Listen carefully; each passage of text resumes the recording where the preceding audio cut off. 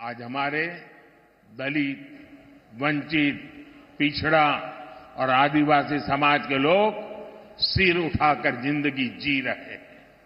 ये सब कुछ हो रहा है तो इसका श्रेय किसको जाता है? इसका श्रेय किसको जाता है? इतनी प्रगति हो रही है, श्रेय किसको जाता है? देश गरीब से गरीब व्यक्ति का भला कर रहा है, इसका श्रेय किसको जाता है? आपका जवाब गलत है। ये मोदी के कारण नहीं, ये सब आपके एक वोट की ताकत ने किया है। आपने मोदी को आशीर्वाद दिया है और इसलिए ये जो पुण्य कार्य है उसके आप भी उतने ही हकदार हैं। साथियों, राजनीतिक पार्टियों का ये दायित्व होता है कि वो जनता की समस्याओं का समाधान करें, लेकिन कांग्रेस पार्टी खुद ही समस्याओं की जननी है।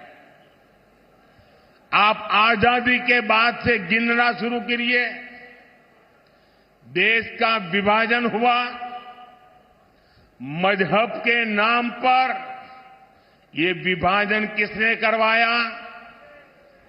किसने करवाया? किसने करवाया? देश आजाद होते ही कश्मीर में समस्या खड़ी कर दी गई। कश्मीर में समस्या किसने पैदा की? जरा पूरी ताकत से बताइए, दिल्ली तक आवाज जानी चाहिए। ये कश्मीर को किसने मुसीबत में डाला? हमारे आसपास ही दुनिया के कई देश आजाद हुए, वो हमसे कहीं आगे बढ़ गए, लेकिन हमारा भारत पिछड़ता गया। तब ज्यादातर समय देश में किसकी सरकार थी? देश दशकों तक आतंकवाद का शिकार रहा। आए दिन कहीं भी बम ब्लास्ट हो जाते थे। तुष्टीकरण के लिए आतंकवादियों को संरक्षण कौन देता था? आतंकवादियों को संरक्षण कौन देता था? देश में नक्सलवाद जैसी समस्या इतनी विकराल हो गई। ये लाल आतंक किसकी देन था?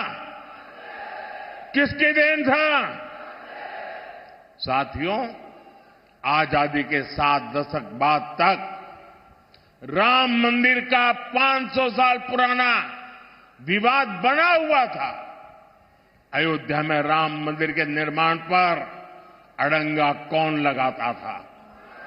अड़ंगा कौन लगाता था?